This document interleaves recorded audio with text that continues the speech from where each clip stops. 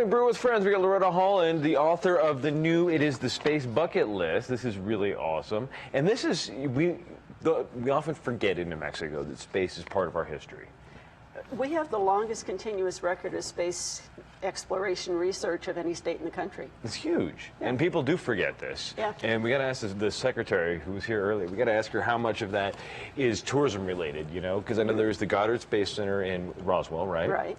And then there's, of course, all the other, we got the spaceport, there's a lot of space stuff. Well, there's half a dozen of them out of 100 in my book. And out of the 100. Make a little tour through southern and northern New Mexico and hit half a dozen spots. That's huge. So how did you end up becoming a space buff yourself?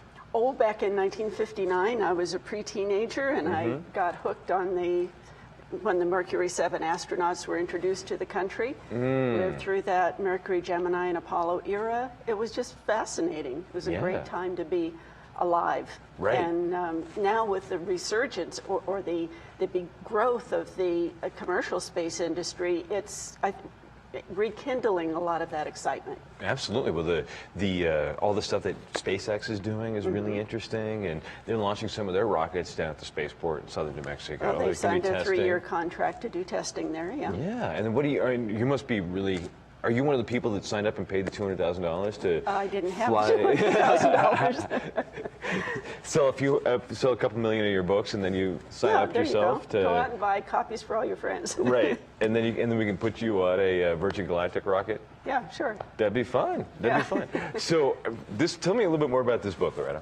Well, my publisher, Rio Grande Books, which is a local publishing company, decided to come out with a series of bucket list books. And so this is the 4th in the series. There's a cowboy bucket list and a New Mexico bucket list and a hot air balloon bucket list.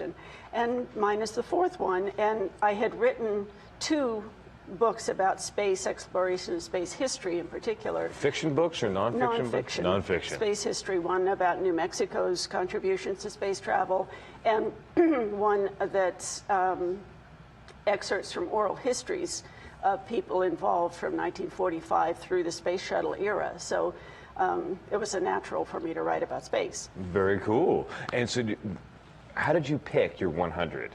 Or to you, were they obvious? Well, no. When I found out I had to have 100, I thought, how am I going to come up with 100? But I did a lot.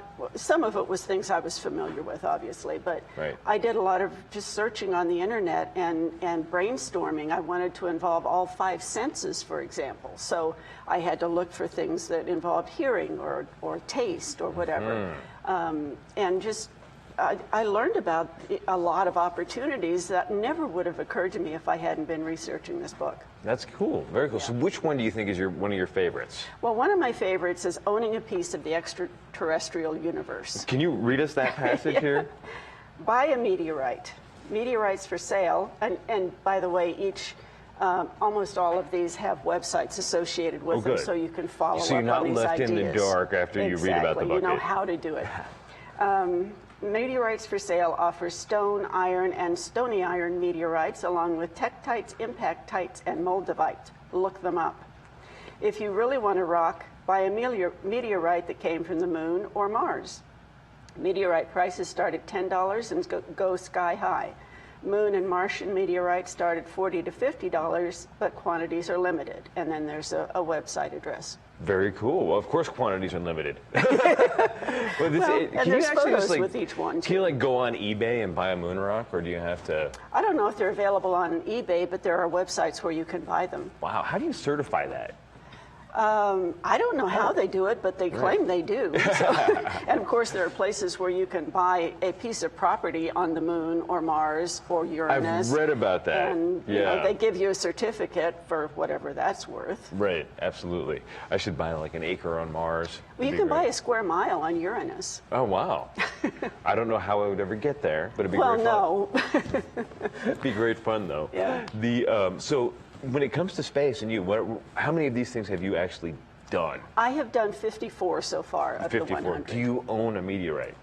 I actually have a necklace that has a little glass vial that has meteorite dust in it. Oh, really? Yes. Oh, very cool. That was a Christmas present this year. That's huge. And so of the 54, what's number 55 that you want to do? Well, I actually am going to do one in April. I'm participating in a medical research project with the University of Texas Medical Branch, and they're going to be evaluating preparation techniques for getting ordinary people prepared for suborbital spaceflight. Oh, wow. And so I'm going to spend 2 days at the National Aerospace Training and Research Center, the NASTAR Center in Pennsylvania, going through one of those types of training and then riding their centrifuge up to 4Gs.